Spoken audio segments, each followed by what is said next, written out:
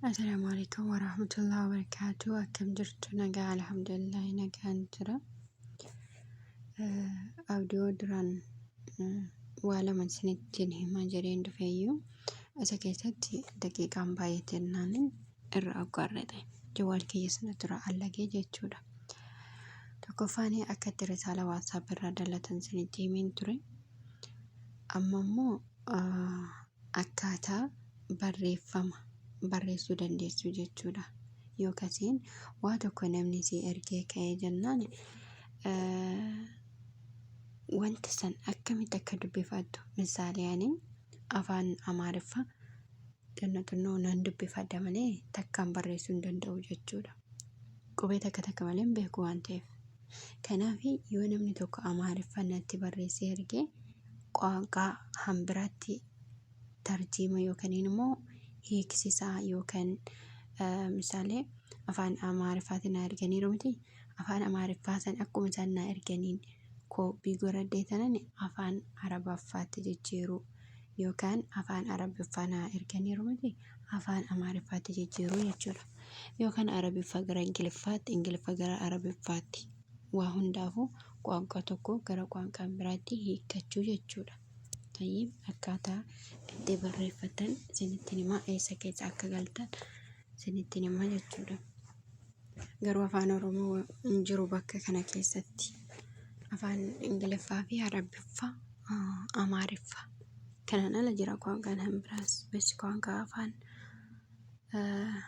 biyya biraati waan ta'eef na wada gara WhatsAppiin seenaa eessa keessatti waan ta'in jechuudha. Eessa keessatti barreessuu hin dandeessa. Yaani WhatsAppii immoo Facebookaa ምናምን Facebook kan qabuun sobuu hin beeku. Garuu hin danda'ama jechuudha. Tayyib Maashaallah nama barreessa.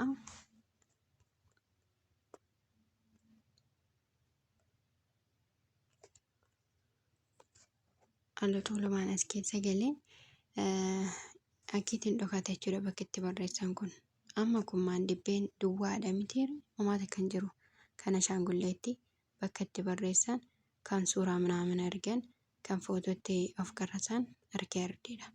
Tayyib garuu bakka tana jirti jechuudha shaangulleetti tana jalatti latinoo qubee tokkotti tana olitti waalaikum assalaam jedhu kana asitti gidduu tana keessa jirti waa ishee saniin tuqa jechuudha. Shuftuu agartanii akkatti naaf bahee dirdir jedheetuun. Hani fuula shaashaa kanatti jijjiiranis hin jira bakka barreeffamni jiru kana jechuudha. Wanta baay'eedha.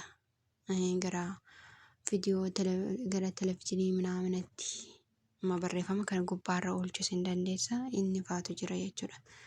Garuu nuti akkaataa itti barreeffannu kana barreeffama kana eessa keessa hin seennu bakka tana jechuudha. Bakka qubee A jirtu tana ishii tuqnaa jechuudha. Kenooti. Haala kanaan Amaariffarras ta'ee Ingiliffarras ta'ee Arabiffarras ta'ee wannoon federaa ta'u iskiriiniin kan maaf mushkila. Amshee asirraan Arabiffa jedha Arabikkedha asirraan immoo Amaarikkedha. Tayyib ani gaa Amaariffa barreessuu hin danda'u waan ta'eef yaani maal edee akkam barreessuun beeku bakka gara Arabiffaatti dabarsaa jechuudha. Arabiffatti gizeen Arabiffa kana tuqe kinooti qaanqaa baay'ee jira gin Arabiffaa, Amaariffaa, Ingiliffaa kanaan alatti kan hin beeku miti jechuudha.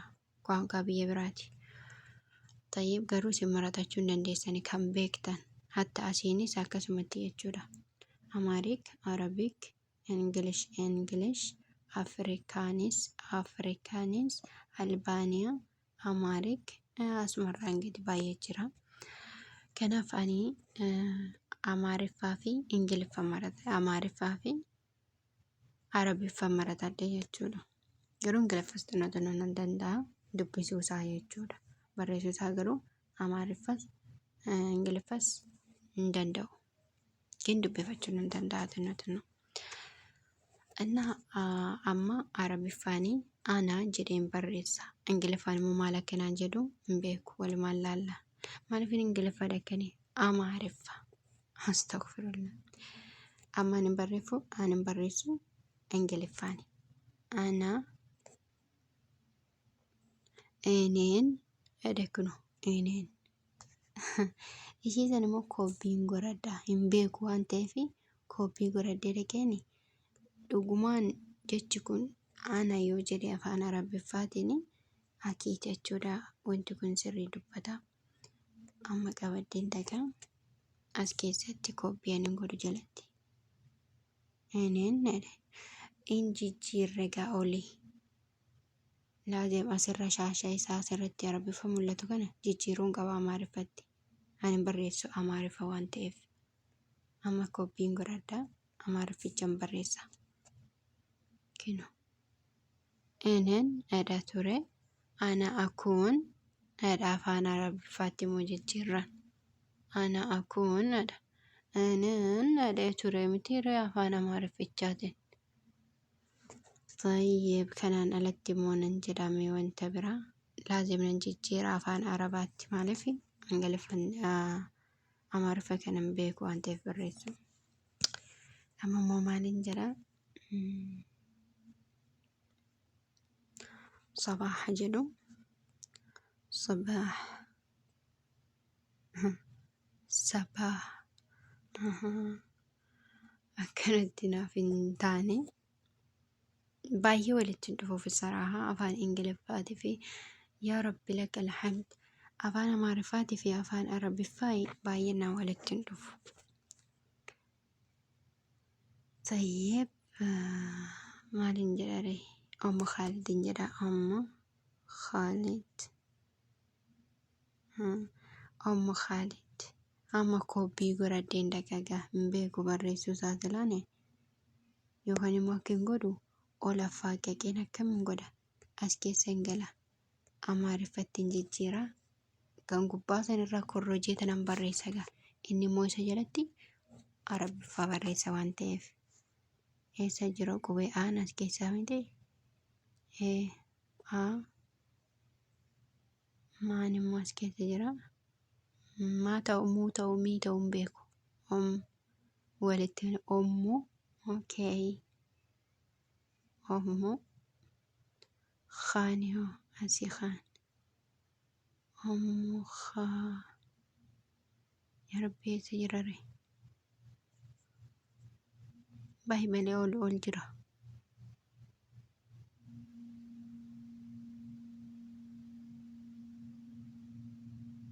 ولا لقا كنو جانو لالي أي سيدو ما تانا متير لا شي متي sila khaan bakka kanaa miti hibanni yoo bakka kanaa miti as keessa ta'u jitu amma dhufe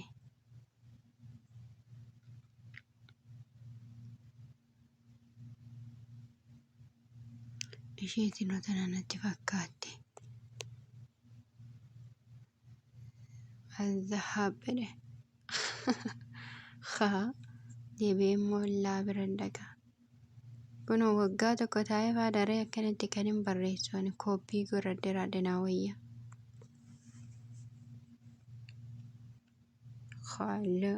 خال دادا ماما كنافه دانا سكيسة جرتي شيء تمتى إن لا تتنوتنا أوكي أمو خوالد شفتوا أقرتني ولد تندف تنوتا كإنجلفة في عربي في والتا إنجلفة تنجيرة إيساسي كنا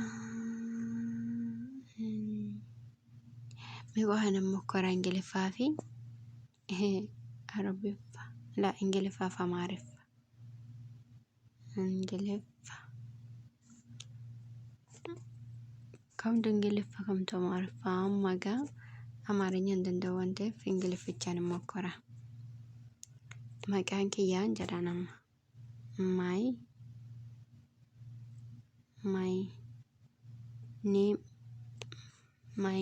name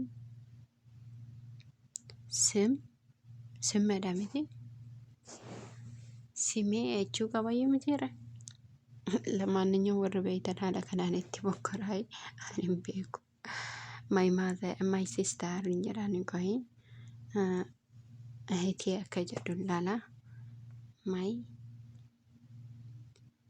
sister. Atii. Akkanatti wayyaa. Every day. Hulle qan. Every day. Biyya qan. Biyya qan lakkaa hulle qanii miti. Biyya qan. Amma immoo isuma saniin barreessa gaama gadi bu'een biyya qan kan jettu tana nan jijjiiraa asirraa Amaariffichaan immoo kora.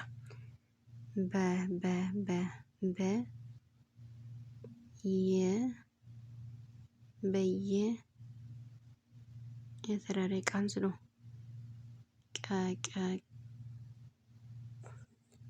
as jirta isuma duraa sana fakkaate biyya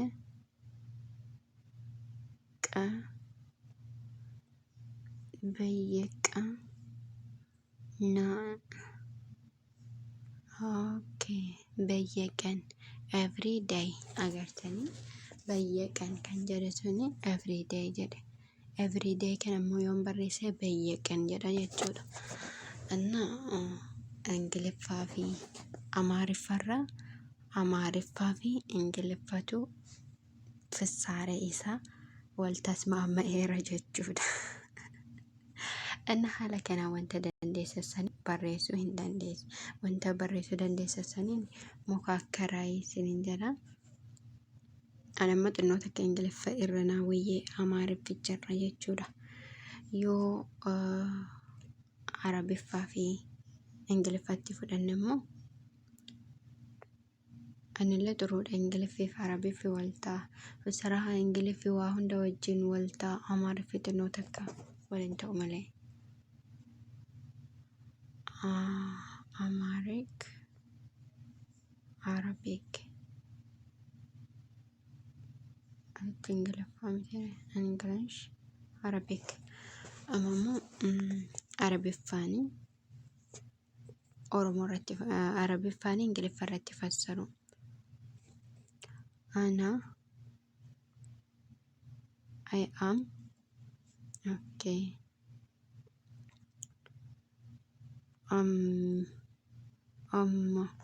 Khalid Khalid. Mama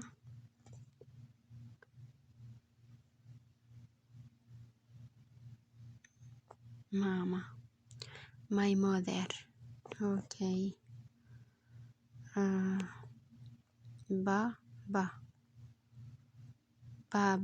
Baba.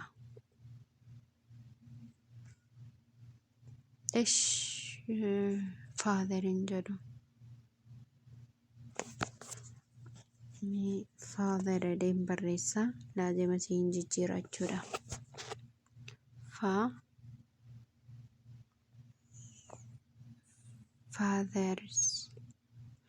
Fathers miti. Father up. Tana mootti makee al-aba.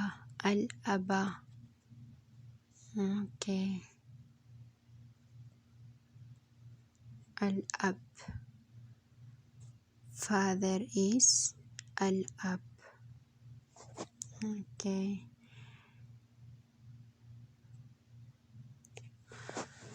Haala kanaan ifasiniif ta'eerata akkaataatti barreeffattanii misaalee namni tokko how are you jedhee naaf erge how are you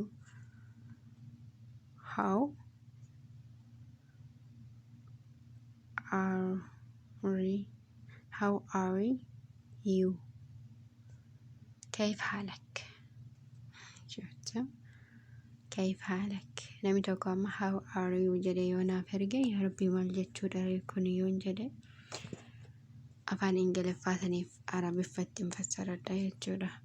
كيف حالك؟ اوكي اما ingiliffarra jirra miti amaariffarra ittiin jijjiira.